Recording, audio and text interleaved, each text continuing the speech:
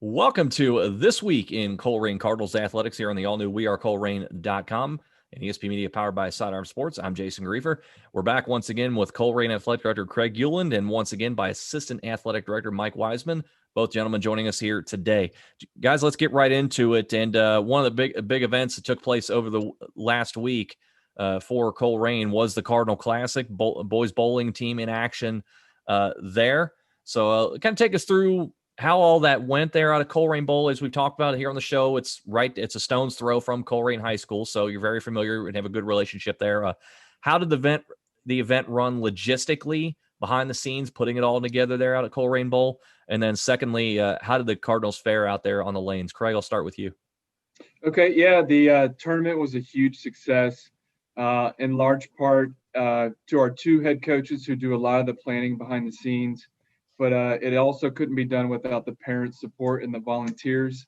We have, in the past, the tournament has been a one-day event with boys and girls competing on the same day. This year, because of COVID, it was split into two. So we had the girls on Saturday, the boys on Sunday. The boys' parents helped out on Saturday. The girls' parents helped out on Sunday. And it was a huge success. Unfortunately, our girls program is down right now. They're actually coming back today to bowl at Northwest today in a big matchup. But the boys were the only group that got to compete this weekend at their tournament, and they fared very well. Came up just short of winning the tournament. Actually, they took second place to Middletown, and as you know, Middletown just beat us last week just by a few pins for first place in the league. So another big matchup with Middletown, came up short, but I think our coaches and our parents and everybody are very happy with the second place finish for our boys. Mike, how big of a litmus test can an event like this be where you have so many excellent teams come in from around the area, come in and compete in this Cardinal Classic? How good of a litmus test is that for your bowling team, knowing that the postseason is lurking right around the corner and you may see some of these similar teams again?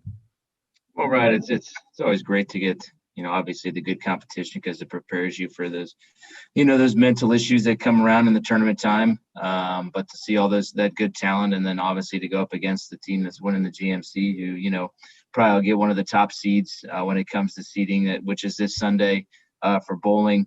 So, it's always good to see them compete well against them, and, maybe in the tournament, somebody gets a little cold, we get hot, anything can happen when, I just talked to Coach Yuri today, and he said the top two bowlers, their bowler from Middletown, tats off to him, wrote a great game in the finals. And, I think if we get hot, one of our kids gets hot, we could, he was feeling promising about even, a district run, a state run, so it all just kind of depends on when you get rolling. Sometimes if you get hot, somebody gets hot, and hopefully we can do that heading into the postseason.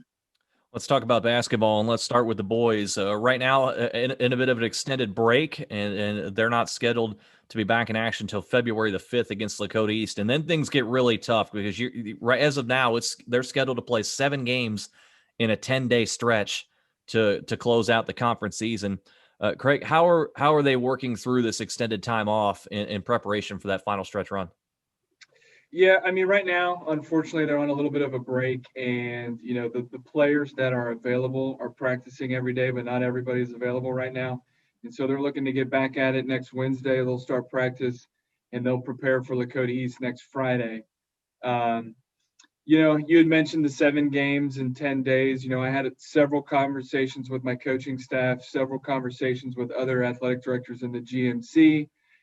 Kind of where does everybody stand with the amount of games in a certain amount of days, and everybody seems to lean towards if we believe that we believe it's healthy, our coaches believe the kids can stay healthy and they can play that many games in a certain amount of days, then we move forward with that schedule.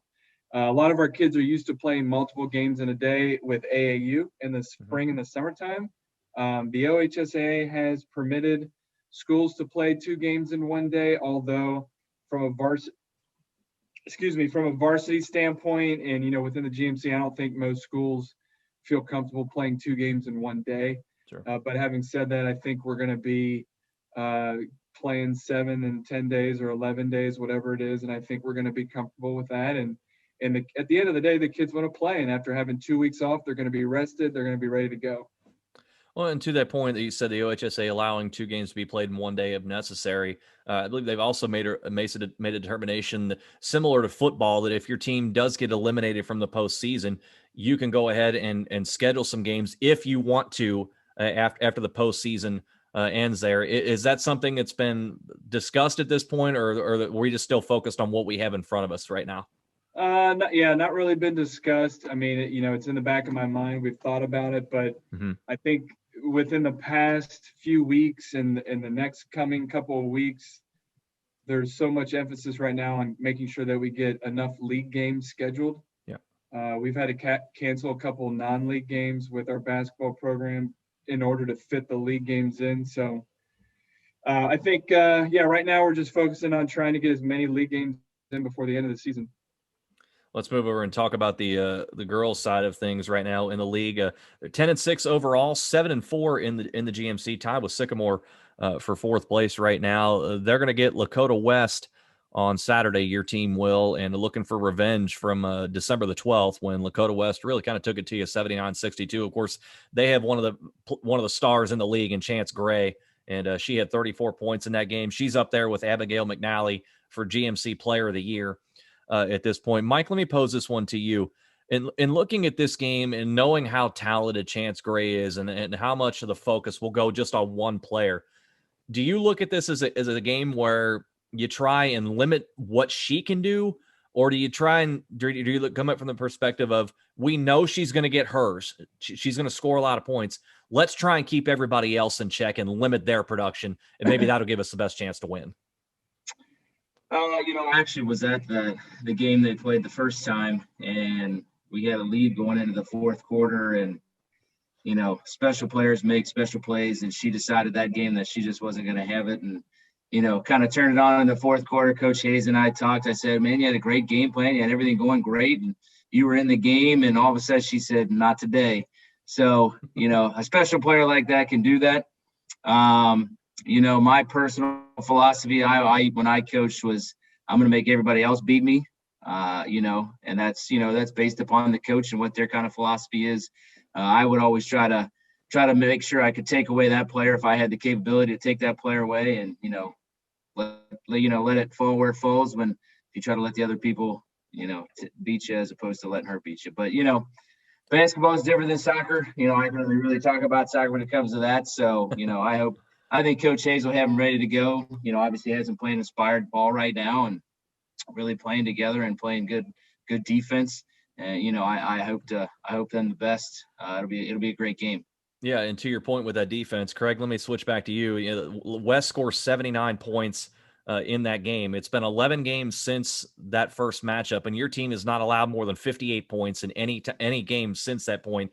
That 58 coming to Mason. But I'm looking at some of the results lately. The win over Seton on Monday, you allow 26. The win over Oak Hills, 25. Sycamore, 26. Middletown, 18. Fairfield, 38. It goes on and on and on. Was there some kind of specific message that was delivered to the team after that Lakota West game that seemed to turn their defensive intensity up another notch? Or is this kind of the standard expectation every time out, that we're not going to let teams get into even the 50-point range? Well, I think the message all year long has been, if they can control the tempo, not turn it over, play good defense, and get rebounding. Like I said, I think they're one of the best rebounding teams in the league. They're gonna win some games, and they're gonna hold their opponents to low scores. Like I said, it's just a matter of controlling the tempo and not turning it over, and creating good shot opportunities, and they've obviously fared very well. So let's move on and talk about your academic quiz team here, and they have a big one coming up this week. And your team right now, 6-0 in the league. You're going to take on Sycamore. They are 6-0 in the league, and I look through the GMC results over the years. It's been 15 years since you've beaten Sycamore in the regular season. So a good opportunity here, but your team is playing very, very well thus far. You've won all 6 matches this year by at least 28 points. So really, really big wins all the way around. What's their confidence level going into a match against a school like Sycamore that has been so good in this league for so long, knowing the fact that your team has played so well going into it? I can start there. I think we talked about it last week. The expectations are there for our quiz team. They had such a great year last year. They knew that without graduating a lot of kids, that they were going to have another. They were poised to have another good season this season, and I think Mason, Sycamore, they're relatively at the top of the league every year, and like you mentioned, they haven't beat Sycamore in 16 years, and I think this is the year that they get it done. Mike, are you on board with that? Get the first win in a long time? Yeah, well, everybody needs that signature win, and I kind of turn the tide. At some point, it has to happen. You can't be held down forever. So you know what? I think this might be the year. So, Mike, can you give us a kind of a coach's perspective from this aspect? You obviously been a long time soccer coach, so you have some familiarity with a situation like this where your team's off to a good start, you return a lot of players from the year before, and now you go up against the one that has been up there for so long. For example, like boys soccer, Mason would be the one, and we saw the stunning news seeing Mason's coach stepping aside this week. But that point aside, can you take us from a coach's perspective how you approach this with your athletes, that we know we're good, but we're playing against a team that has been the standard for so long?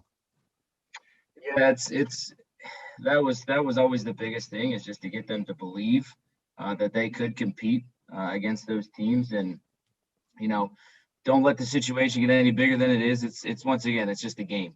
It's a game. Let's play it as such. The grind, obviously the athletic side a little bit more than the academic side. But you have to kind of ride the highs and the lows. There's going to be points where, at times in the game where you may not have your best stuff, but you have to continue to push through and eventually get that signature win, which kind of then allows you to continue that momentum. It happened to us a couple of years ago with soccer. We beat Sycamore for the first time in 14, 15 years right at the end of the season, rolled us right into the tournament, got picked up 2 wins, right, went to the district semis, which we hadn't done in a long time. So, those getting them to believe that they're as capable and as have the ability to pull out a win as that really kind of is a big momentum pusher for them. And, I think the kids are ready for it. Craig, do you sense that belief within the program, the way they're performing and with all the experience they have coming back, that they're ready to climb over this mountain?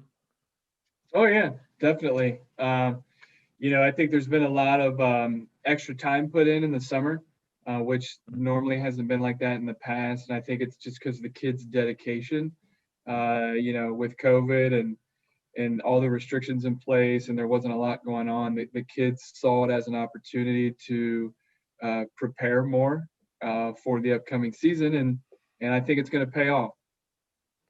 Let's jump into the pool. And your teams were in a meet against Princeton last week, and some very good results across the board on both sides of things there. We saw the recap as well on wearecolerain.com. Craig, who stood out to you there? Because and I know there's a lot of them, because you had a lot of strong results there across the board. Yeah, a lot of the kids that have been performing or competing so far had continued their ways last Tuesday and fared well in the pool, and we had a lot of individual winners and relay winners. I did want to point out that we have one particular student, Lauren Clippard, who qualified for the state championships last year. She returned to the pool for us last Tuesday against Princeton. It was her first action of the season. And obviously we're looking for another big year out of her. She was a freshman last year. She's in her sophomore year. And this weekend for the program is the GMC tournament, or the GMC championships, hosted at Mason High School. So we're looking for a big weekend from the swim team at Mason High School this Saturday. Craig, how much of a boost does Lauren give the team now that she's back into the swing of things? She won the 200 free and the 100 back in the meet against Princeton. What kind of shot in the arm does that give the team going into the GMC championship? I have to imagine it's pretty big. Yeah, no, definitely. And I think like Mike pointed it out with other sports, is you got a player or a person on your team who's as competitive as Lauren is, or competes at the highest level, and qualifying for state championship at her freshman year. Definitely a boost to a team, and the overall excitement of the season. And here we are. We're just a couple days away from the GMC tournament, and then before you know it, we'll have sectionals and districts, and that's really where the swim season takes off. Is the postseason. Mike, on your side of things, in this perspective, how you've seen, I'm sure you've seen in your time as a coach yourself, players come in, midway through the season for whatever the case may be, injury or whatever the case may be. They come in, and particularly a youngster, come in and make an impact right away, give your team a shot in the arm right away. How does that serve your upperclassmen, your juniors and your seniors, when they see a youngster come in, Lauren Clifford, her first meet in her sophomore year and doing what she did there? How big of a boost can that give your upperclassmen to see, I got a youngster right behind me who's really, really good and is really coming and giving the team a boost right away?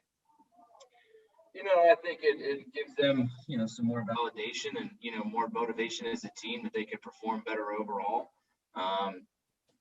Obviously, a young kid gives,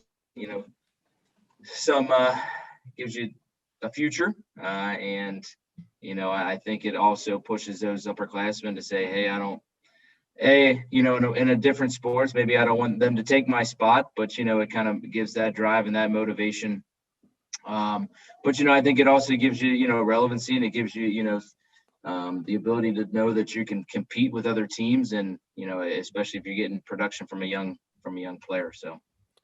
And a very good start to the season for her. And, assume it won't be the last time we talk about her here on the show. And that would certainly be a good thing for sure. Let's move on and talk about your wrestling teams, because they're doing very well right now as well. And we saw some news come out with just recently that two of your wrestlers named GMC Athletes of the Week. Freshman Bryce Sears and sophomore Maui Nevis both named GMC Athletes of the Week.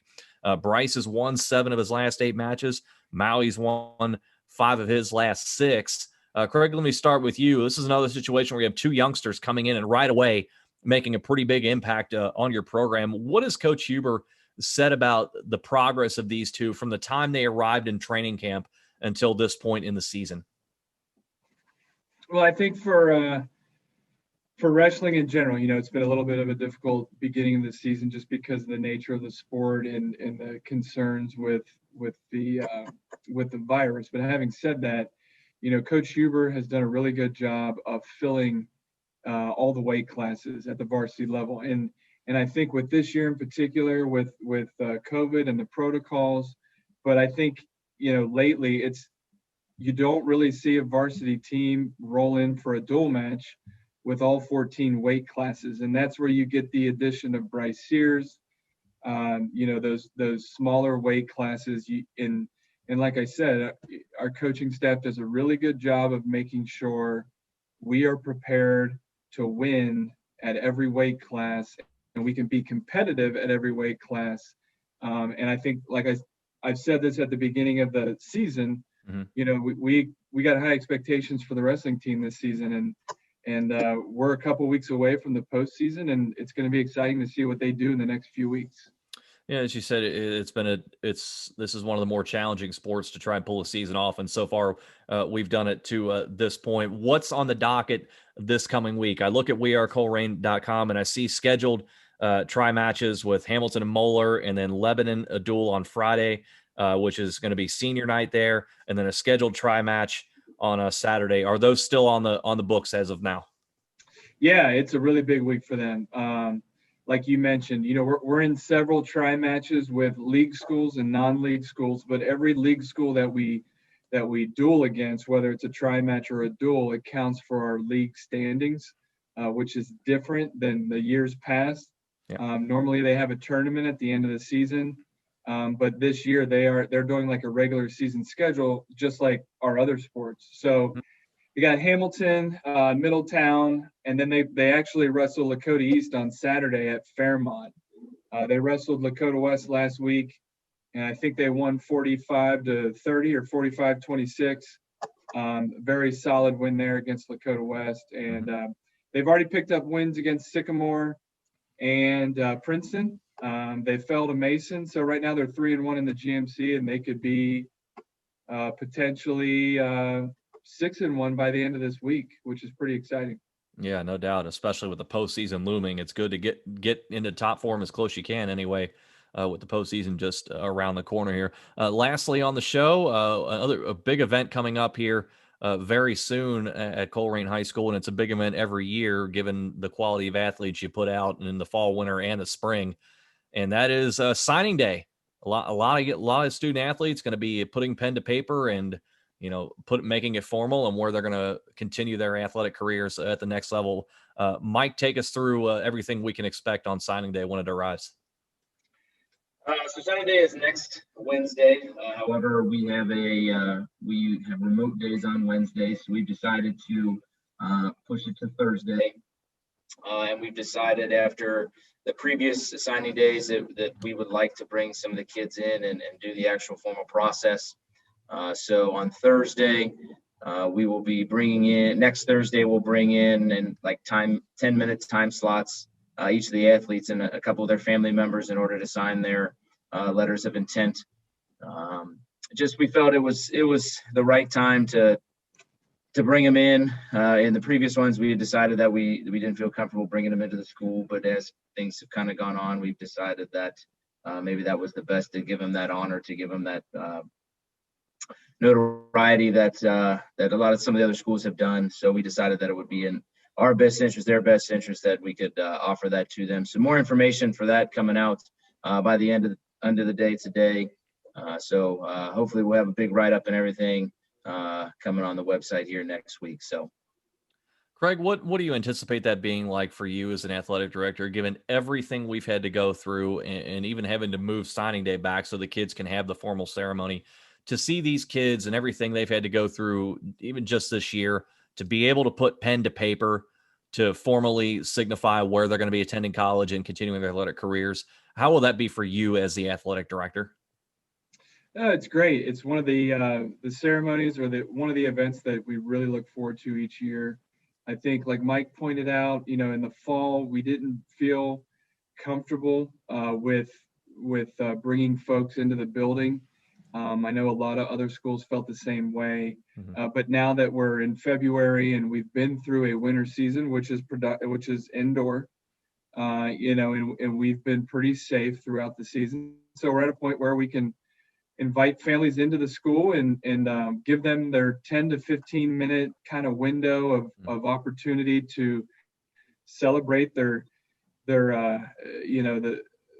senior season, not only their senior season, but their high school career. And for those that are going to play at the next level, it's just a good little ceremony to put together for the coaches, the family, and the student athlete to celebrate their career and wish them the best of luck next year competing at the collegiate level. Well-deserved bit of recognition for the student athletes, and I think also too for the coaches as well, for everything the coaches had to go through. I'm sure they're going to get some really nice gratification out of signing day, which will come next Thursday when we touch a little bit more on that on next week's show. But for right now, we are out of time on this episode here. Craig, Mike, certainly appreciate the time, and we'll look forward to doing it again all next week. All right. Thanks, guys. That is Colerain Athletic Director Craig Euland and Assistant AD Mike Wiseman joining us here on the all-new WeAreColerain.com for This Week in Colerain Cardinals Athletics here on ESP Media, powered by Sidearm Sports.